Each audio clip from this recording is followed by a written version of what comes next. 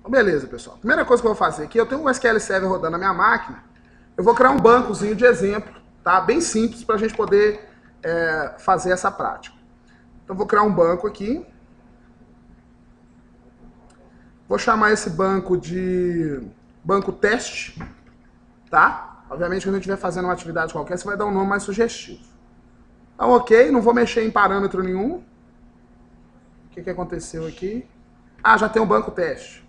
Tudo bem, vamos pôr o banco aqui, aula entity. Sempre tem um banco teste, né? Vamos criar um banco aqui, aula teste. Beleza. Criei o banco aula entity, desculpa.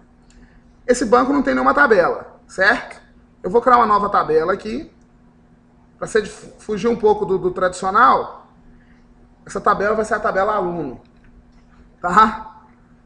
Mas que, por exemplo, é válido. Tem o ID aluno, que ele vai ser um... Vamos pôr aqui diferente, vai ser um big int. O big int é um int de 64 bits, tá? Não permite nulo. Ele vai ter um nome, que é um varchar. Pode ser de 50, tá ótimo. Ele vai ter aqui um endereço, que também vai ser um varchar. Não vou fazer um endereço com uma estrutura muito robusta não, porque aqui a gente quer um exemplo, tá? Não vou permitir nulo nesses campos. Ok. Só dois campos, além do ID. Vou salvar essa tabela com o nome aluno, certo? E aí, tem aqui então a minha primeira tabela no banquinho. Legal, alegria, satisfação. Vou fechar aqui para a gente visualizar o Object Explorer. Tem a minha tabela aluno, com os campos que eu criei para mesmo. Um detalhe aqui, que eu não fiz, vou ir lá... Não vou fazer alteração, não, vou deixar dar um errinho para a gente discutir o erro. Tá? Primeira coisa, uma coisa que eu não fiz aqui, eu vou no design, para editar uma coisinha nessa tabela, que eu não setei chave primária para a mesma.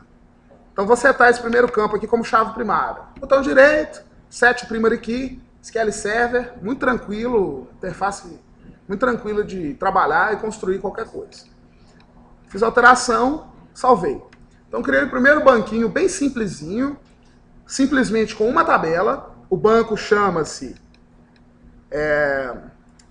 aula entity e tem uma tabela, só que a tabela aluno, com 3 colunas, sendo uma delas a chave primária. Tá? Agora eu vou lá no Visual Studio e vou criar um projetinho console. Então eu vou fazer uma aplicação console para usar o entity. O exemplo ele é aplicável a qualquer tipo de aplicação. Tá? New Project. Vou criar um projetinho aqui do tipo...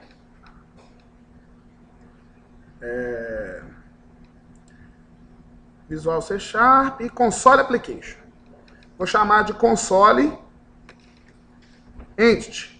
Vamos sugestivo. Tá? Vai criar um diretório para Solution, então eu estou criando uma aplicação console do tipo C Sharp console, né? Do tipo console. O que eu vou fazer com essa aplicaçãozinha console? Eu vou vincular aquele banco. Então a minha estratégia aqui foi primeiro criar o banco. Concorda? O banco está criado, ele já existe. A minha aplicação console, ela começa praticamente sem nada. O que ela tem aqui é só o program.cs, que é o arquivo fonte, onde está a minha função main. Primeira coisa que eu vou fazer é usar o componente. O componente que vocês vão fazer o download, então é interessante isso, vocês vão vir aqui em Tools, no Visual Studio, Extensions e Updates. Nessa aba, vocês vão marcar a opção Online e vão pesquisar por Entity Power. Opa, tem que escrever Power certo, né? Senão não procura porcaria nenhuma. Vamos ver aqui se a rede aqui tá legal. Mas o que ele faz é eu achar aqui, ó. Tá vendo que ele já tá marcado? Ele tá marcado porque eu já instalei esse componente. Esse componente é para a nossa alegria. Vocês vão ver agora. Lembra do semestre passado que a gente trabalhou com aquele conceito de cada tabela, basicamente, eu tenho um mapeamento dela como uma entidade, uma classe de entidade na minha aplicação. Esse componente vai fazer isso automaticamente para mim a partir de uma estrutura de um banco. Como é que eu vou fazer isso?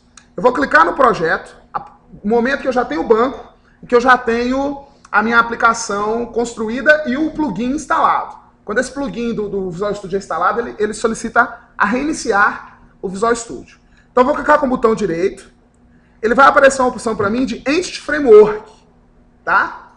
Aí ele tem duas opções. Eu vou falar um pouquinho dessa segunda, porque eu brinquei um pouquinho com ela é interessante para alguns cenários, mas a gente vai fazer o Reverse Engineering Code First. O que é isso? Para a nossa alegria. Então o banco existe, certo? O banco está rodando na minha máquina. SQL Server, super simples. O que eu vou fazer? Eu vou falar aqui qual que é o IP do banco. Ele poderia até estar remoto, não necessariamente teria que estar no mesmo ambiente, na mesma máquina que eu estou rodando o Visual Studio. Como tá, eu vou no localhost. Eu dou um refreshzinho aqui e vou procurar pelo nome do banco que eu criei aqui embaixo.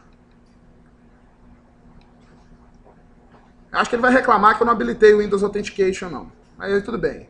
Vamos ver aqui se eu habilitei. Habilitei. Ele já trouxe a lista dos bancos que existem nesse server que eu apontei. Então eu quero qual banco que a gente acabou de construir o Aula Entity. Certo?